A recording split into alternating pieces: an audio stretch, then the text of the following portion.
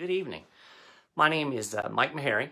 Most of y'all probably know me. I'm the managing editor over at SchiffGold News. You can find my work over at schiffgold.com/news. And of course, as you know, the Federal Reserve has been engaged in a tremendous amount of money printing over the last basically 9 to 10 months. And I just actually wrote an article today that you'll find over at schiffgold.com/news that talks about how much the money supply has increased in the last 8 or 9 months. And it's really phenomenal, unprecedented. We've never seen the money supply increasing at this level. Now, if you read SchiffGold's website, or if you listen to my Friday Gold Wrap podcast, or if you follow Peter Schiff on his podcast and his writing, you know that we've all been saying for quite some time that all of this Federal Reserve monetary policy is going to eventually crash the dollar, that we're going to have a dollar crisis, that it is inevitable that we're going to start to see significant dollar weakness. And we're starting to see it now. Actually, last week, the dollar index dropped below 90. That was the first time that that's happened since, I think, spring of 2018. So we're starting to see signs of dollar weakness. It's kind of a slow burn.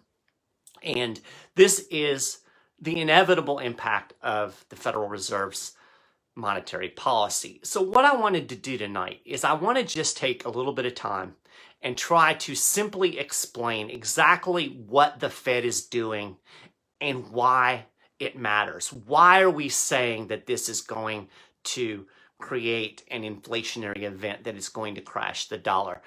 Because a lot of people don't agree with that. There's a lot of people out there that will tell you, no problem, we can print money, it's no big deal. You've got the modern monetary theory folks that are out there that claim basically you can print money almost indefinitely as long as you are the reserve currency, which of course the dollar is. But I think they ignore the actual intricacies of what's going on. And I really don't think most people understand this. I certainly didn't understand it. My background is in journalism. I have an accounting degree, so I've taken a lot of economics. I understand finance, but I didn't understand exactly what the ramifications of Fed policy was really until the last 5 or 6 years when I really started to study it and look into it. In a way, it's really complicated, but in a way, it's not. And I hope I can explain it in a way that folks will be able to understand. So really where this starts is with not the Federal Reserve, but the U.S. government. The U.S. government is borrowing a tremendous amount of money right now. Of course, it's been borrowing money all along. And I tell people all the time that when we look at the national debt, when we look at the budget deficits, the problem was before coronavirus. The coronavirus certainly exacerbated the situation, but we were having a tremendous amount of borrowing and spending even before the coronavirus. This is evidenced by the fact that in 2019, we had the 5th largest budget deficit in history at a time when supposedly we had the greatest economy ever in America, which, that's debatable. But regardless, the economy being good, we certainly shouldn't have seen the type of deficits that we were seeing. So it indicates that there was already a tremendous spending problem before coronavirus. Last year in the fiscal year, so the fiscal year begins in October, ends in September. So for fiscal 2020, the U.S. government ran a national or a budget deficit of $3.1 trillion. Of course, that was a record, more than doubled or very nearly doubled the highest deficit that we saw during the Great Recession. So a tremendous amount of borrowing and spending as a result of the government policy with the coronavirus pandemic. So what happens when the U.S. government spends money that it doesn't have? Now, usually in shorthand, a lot of people say, well, we print it, or not we, obviously, but the government prints the money. And that's true, but it's really more complicated than that. It's a roundabout system that ends up creating the money. And the first step in the process is that the U.S. government sells treasury bonds and essentially borrows money from the public. it sells treasuries on the open market. And the Fed has nothing to do with this at this point. So the Treasury Department goes out and it auctions off these bonds on the open market.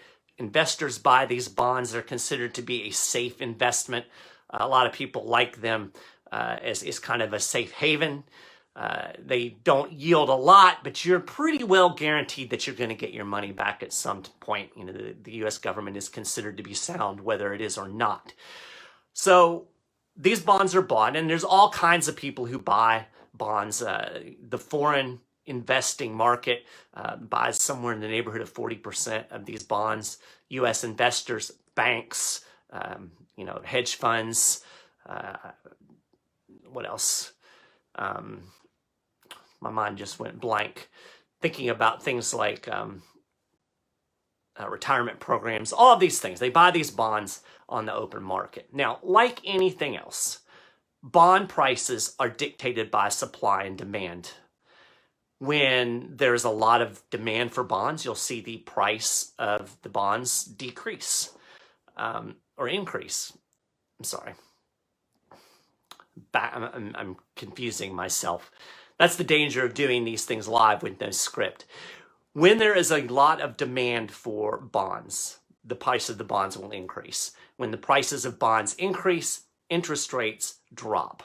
So interest rates or yields are the inverse of bond prices. So when the federal government is issuing lots and lots and lots of bonds and it begins to outstrip demand, you will see the price of these bonds begin to drop. As anything would when you have an oversupply, you're trying to entice people to buy them, so the price drops. As the price drops, interest rates tend to go up. So when we have a situation like we do now, where the U.S. government is issuing trillions of dollars of debt, literally, that's a lot of bonds to flood into the open market. So the natural progression of the bond prices would be for the bond prices to fall and interest rates to rise. Now, during an economic downturn, you do not want high interest rates. Part of this whole program is to hold interest rates low. We want people to borrow money, to spend money, to have liquidity, to try to stimulate the economy. So the objective is to keep interest rates low. So the very policy that it's engaging in terms of selling bonds is actually trying to drive the interest rate up. This is where the Federal Reserve enters into the equation. The Fed goes into the bond market and it buys bonds on the open market. By doing this, it's in effect creating artificial demand. It is creating buying where buying wouldn't otherwise be.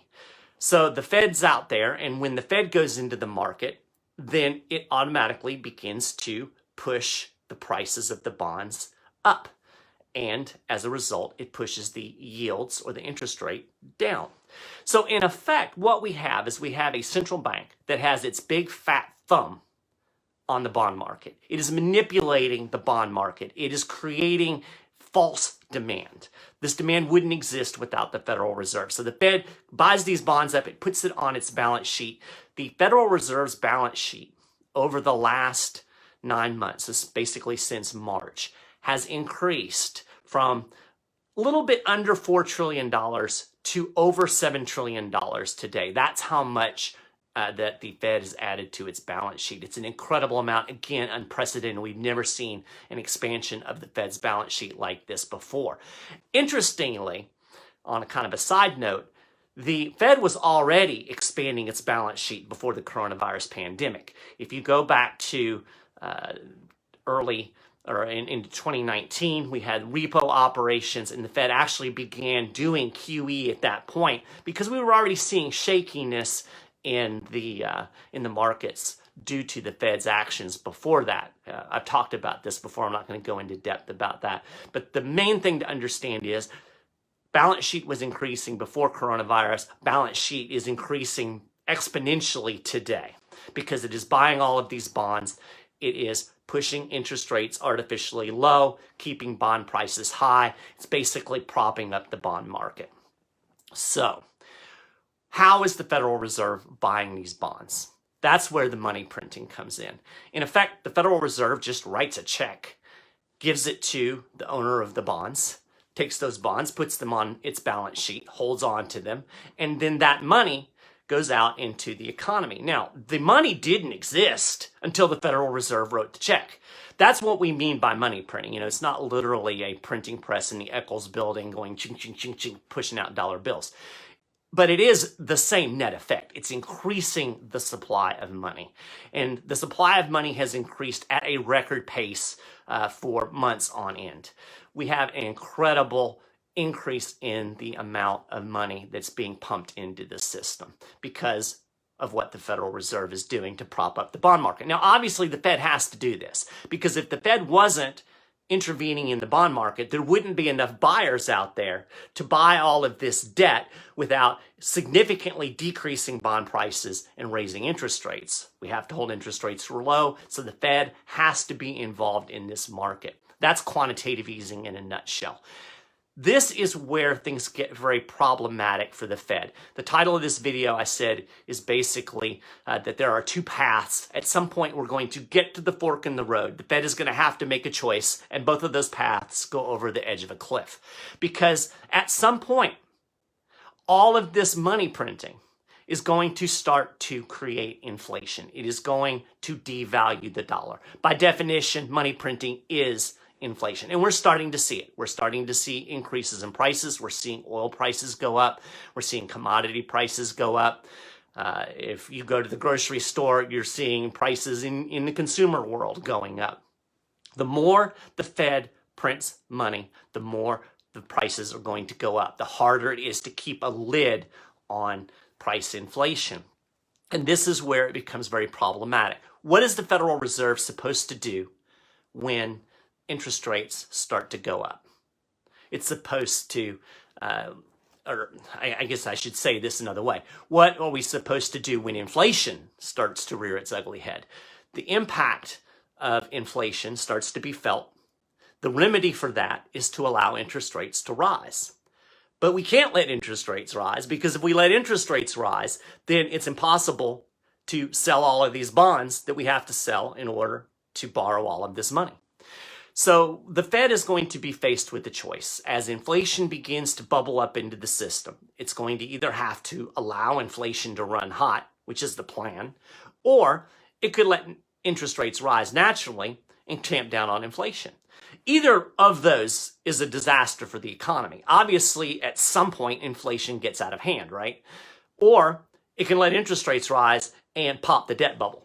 Those are the two choices. That's where the Federal Reserve is today. And that's why all of this really matters. That's why this is an unsustainable monetary policy. This is why I've said in the past that this is basically a no exit strategy because the Fed can't stop buying the bonds because the federal government can't stop borrowing money. I mean, from what I understand, we're on the verge of passing another stimulus bill of $900 billion, which, you know, when we say billion today, that doesn't sound like a whole lot, but that's basically another $1 trillion of debt. If you look at the budget deficits for the first 2 months of fiscal 2021, we're well on pace for a $1 trillion deficit if they don't do anything else. So we're going to add another trillion to that with this stimulus bill. I almost guarantee you that in the early part of 2021, we're going to see another stimulus bill because they didn't address money to the states in this one, from what I'm understanding of what's in this bill. So we're going to have even more government spending. That means the government is going to be issuing even more bonds. That means even more pressure on interest rates to rise. That means the Fed is going to have to monetize more debt. And that means more inflation, more money created out of thin air being pumped into the economy. So that's how this whole thing works. And that's why it's a problem. Because you can't just keep putting money into the economy indefinitely forever. It just won't work. I mean, this is basic economics. And there are certainly a lot of factors in the economy that can help sustain this. There were some things that happened in 2008 that kind of made it possible for them to maintain that policy for a while. But you know what happened after 2008? When the Fed tried to undo it, right? I mean, it got up above $4 trillion on the balance sheet. It finally got around to trying to push interest rates down. It tried to shed bonds off its balance sheet, and the stock market started to tank. And then we saw a reversal back to interest rate cuts and more quantitative easing, again, before the coronavirus even began. So if it couldn't exit from a $4 trillion balance sheet with less debt in the economy, how in the world does anybody think it's ever going to exit from what it's doing now and is going to continue to do up into at least the next year? So that's the whole thing in a nutshell. The Fed is printing money, in effect, in order to buy bonds, in order to prop up the bond market, in order for the federal government to continue to borrow money, in order to pay for all of this stimulus. And there's only two choices.